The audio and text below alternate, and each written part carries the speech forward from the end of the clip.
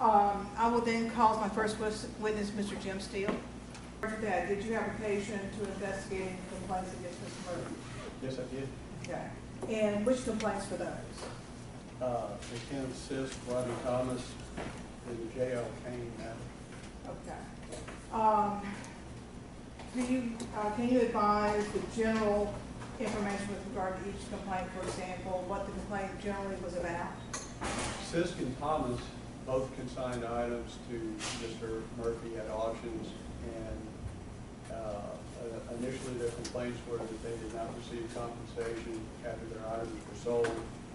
Mr. Kane's first complaint had to do with the fact that he was given a couple of insufficient fund checks. His second complaint was that a charity auction was conducted, and he was complaining on behalf of the two individuals that didn't receive payment for the funds that were dedicated to them at the auction. So that was a benefit auction within another auction, I believe was that last one? Yeah. Right. And what about, and Mr. Well, let me clarify that. The benefit auction was partly an actual auction, and there was a portion of that auction dedicated to the beneficiaries. All right, so we'll take them one at a time. Let's take the complaint of Ronnie Thomas. Can you give us the information regarding that complaint? Mr. Thomas said that on or about September 1st, he took a load of merchandise. He was written a check for his portion in the amount of $4,056.92. It was returned NSF. He contacted Mr. Murphy. Initially, Mr. Murphy wasn't able to make the check good, but let's see, at some point, Mr. Thomas was compensated and the check was made good. So as far as you know, there was nothing else owed to Mr. Thomas as a result of his complaint? That's correct. With regard to Mr. Sisk, can you give us the information with regard to his complaint? Mr. Sisk's complaint was somewhat vague in that he basically said he took some items and he provided some bidder's tickets for these items, the total of which was around $145 worth. And he said that he was not paid for the items that that were sold at the auction. I've talked to him a couple of times. He was going to try to get me a more exact date of the auction. He seemed somewhat sincere, and yet he just really didn't know the date of the auction, and he just never followed through with recontacting me. Now, with regard to J.L. Kane, could you take each one? On or about October 7th, 2015, he was given a $2,000 check that was returned NSF. Then there was another check that he was given. That check was in the amount of $1,765.23. That was also returned NSF. The total that he says that is owed to him is $5,144.58. Again, I'm not exactly sure about the circumstances under which these checks were actually made. They were NSF. They were on two different accounts. Was one of them the trust account for Mr. Murphy? His escrow account? The $1,265 was on the general account. I do not recall the actual title of the second account. One of them was on the trust account. Okay. The other one. But when I interviewed Mr. Kane over the phone, what he told me, but the auction was after October 2015 when he wrote Mr. Murphy the $4,000 check to pay Ronnie Thomas. He said he was also given another blank check In November of that year, Mr. Murphy was going to hold a food sale. He led Mr. Kane to believe the proceeds from that sale would either pay off or at least reduce the debt he owed. During that time period, Mr. Murphy traveled to Hattiesburg, Mississippi with Mr. Kane to purchase the food. He says the people at that wholesale place in Hattiesburg would not accept Mr. Murphy's check, so he paid the $2,250. He was told not to cash the check. Again, there was some conversation, and during our conversation in December of last year, Mr. Kane said he had turned both those checks over to the Ouachita Parish District Attorney's Office for collection. I haven't heard back after that. Do you know if either one has been paid? Not according to Mr. Kane. And could you explain in more detail the benefit auction, which was Mr. Kane's last complaint? This auction was supposedly held October 29, 2015. The beneficiaries were Betty Little and Henry Lingfeld. As I understand it, during my conversations with Ms. Little and Mr. Lingfeld, this was actually a regular auction, and at some point in the auction, Mr. Murphy said that he was going to dedicate the bake sale goods to two worthy individuals. And Ms. Little specifically did not wish to file any type of complaint. You know, she felt that it was generous of Mr. Murphy to actually do this, and if he was able to give her some money, she'd appreciate it, but if he was not, then that's fine too. Mr. Lingfeld likewise did not want to file a complaint. Both these folks, Ms. Little and Mr. Lingfeld, were at this auction, and they didn't realize immediately that they were the worthy individuals mentioned in the.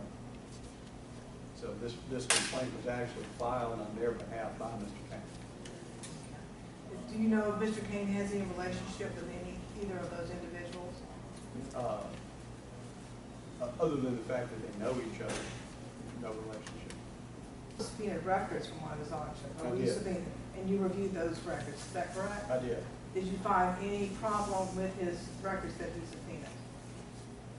Yes, I did. I think Mr. Murphy has, if I could be fair, I think he has some, I guess, issues with the consignor's contract. I've kind of found this to be a theme in a lot of general merchandise auctions, in that he has a few consignors, and the contracts are not properly executed, not signed by both parties. In fact, I could not find contracts for either Cisco or Tom's.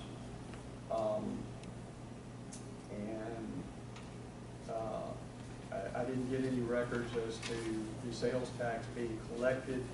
However, at the auction that I went to, I specifically asked the clerk, you know, what the auction rate was, and she was able to tell me, and there was all indications at the auction that I went to that sales tax was being collected.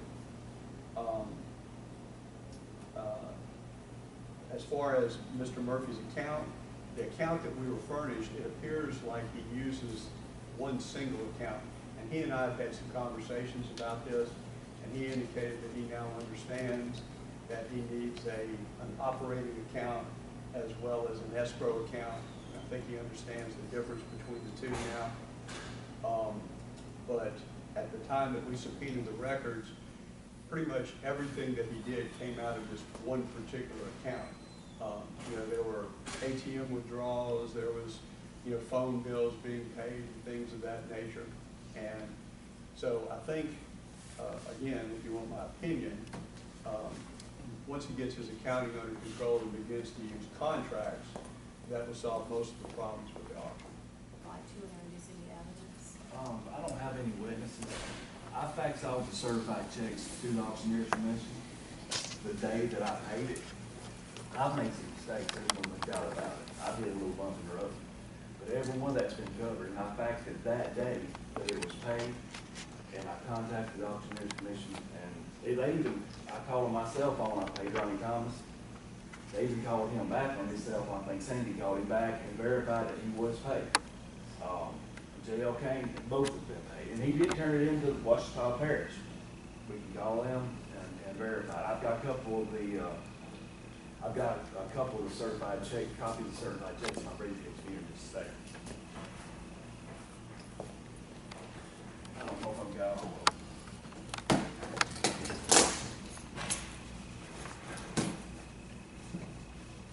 Well, we can call my bank here, I'll issue to my bank right here. As far as the Ronnie Thomas check, I don't have a copy of it with me. And I'll certify, I spoke with Mr. Thomas, and did ascertain at the time that he had been paid. So we're not objecting to the fact that they have been paid, we are objecting to the fact that it should never have gone in except in the first place. I agree with it 100%, and I apologize to the board. As far as the benefit, we never announced who that benefit was for. There was one person that spread that rumor. We took that money and we had a big Christmas benefit for the kids. There was like, and I've got a little bit if I need to call in. I would say 200 Christmas gifts all of that money. We had boxes of that stuff. I had my auction house before and stuff we donated to the church. I never told anybody who this benefit was for, really one family if it was 10. And I even asked my crowd, like 2 weeks later, what would be the best. Was one of those people on that list gets checked $5,400 a month from this facility.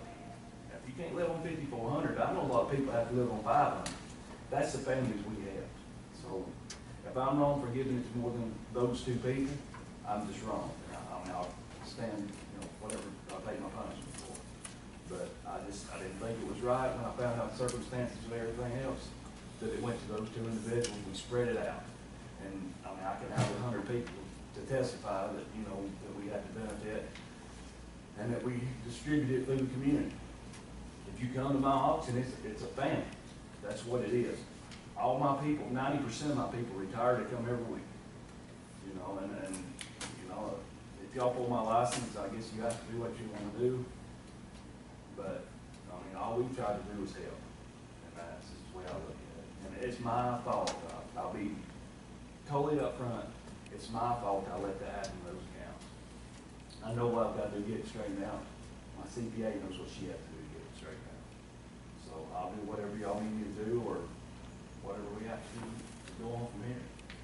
I've been an auctioneer since '01. South Carolina, Georgia, Mississippi. Never had one complaint. Not one. And the last year, there was 3 people. Ken Sis used to work for me. He worked for me 6 months checking in. Until I found out the merchandise being checked in wouldn't get put in my auction, all of it wouldn't get put in. I fired him, his wife, his sister, and his son in one leg. I understand that, that's a big deal. JL's opened the auction a quarter of a mile from me with Ronnie Thomas as his #1 consigner, and they've announced that he'll sell that they're going to do whatever it takes to put me out of business. If y'all pull my license, I guess that's ECC. But, I'll do whatever the board wants me to do. I'll take that. All right, Ms. Dowd, do you have any questions to ask Yes, the particular witness? Yes, first of all, at this time, Mr. Murphy, do you have separate operating accounts and escrow accounts? No, ma'am, but my wife's been sick, and I'll open it up. I can do it tomorrow, if that's what you want. Well, we had asked you to do that earlier. Yes, ma'am, I had done it. It's my own fault. Okay. Who are the individuals you referred to as being retired from the bank, who was your clerk, and also your CPA? Sybil Sisk, Okay.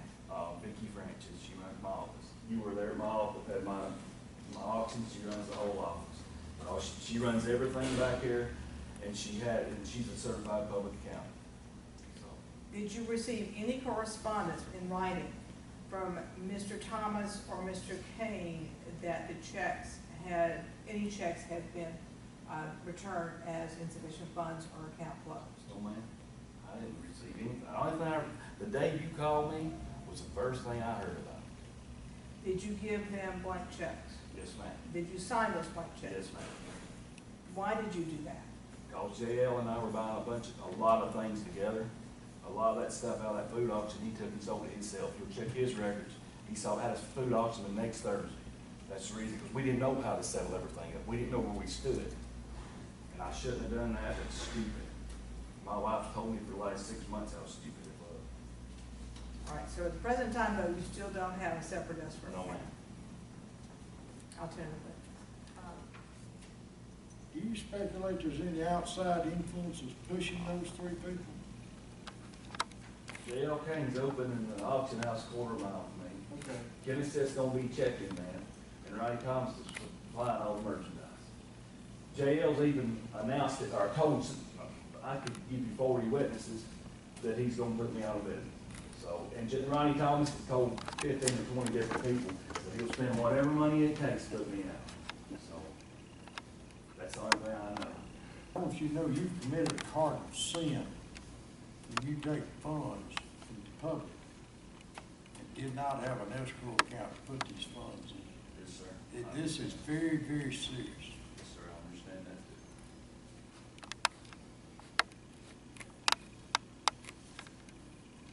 I'm gonna take you at your word, you're gonna open an account tomorrow, and I wanna instruct you in something.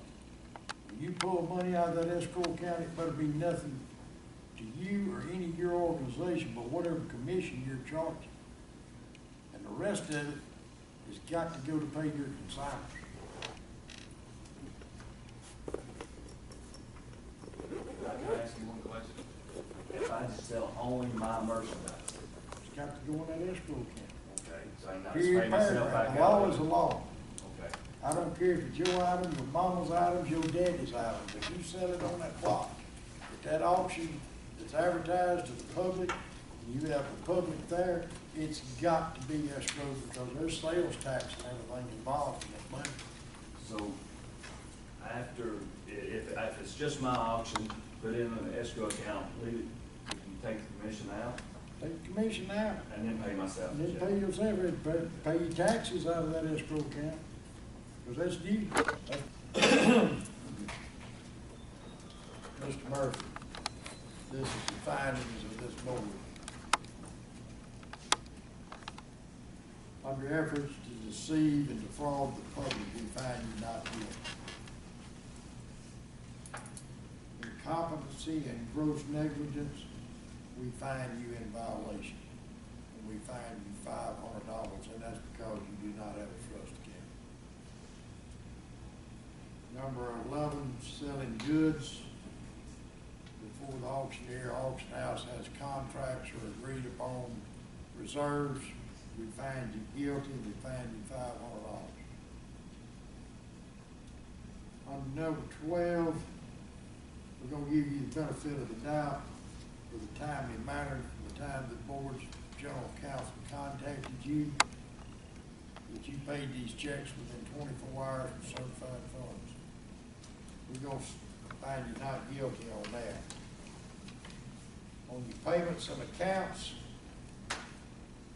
due to the fact that some other auctioneer had your checks, you didn't write the check, all you done was sign it, give it blank, it wasn't even post-dated, we're gonna find you not guilty on that. But we're gonna issue you a strong warning, do not ever give somebody else a blank check with your name on it. I'm serious. Disciplinary action, we're not gonna suspend you, we're not gonna revoke your license, but we're gonna put you on probation.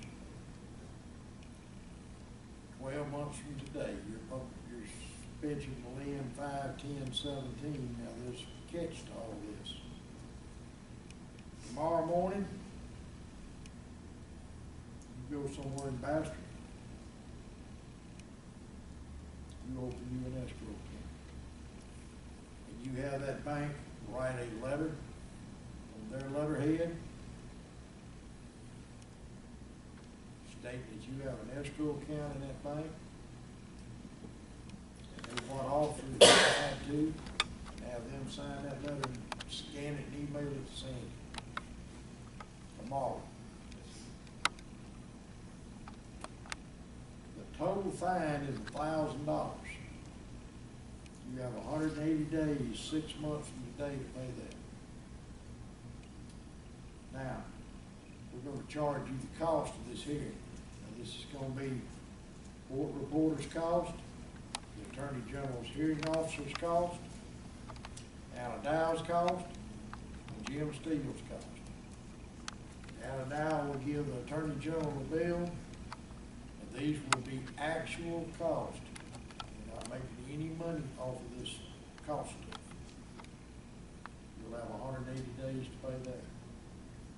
Do you have any questions? That was a motion. This is a motion. You got it all? I got the motion.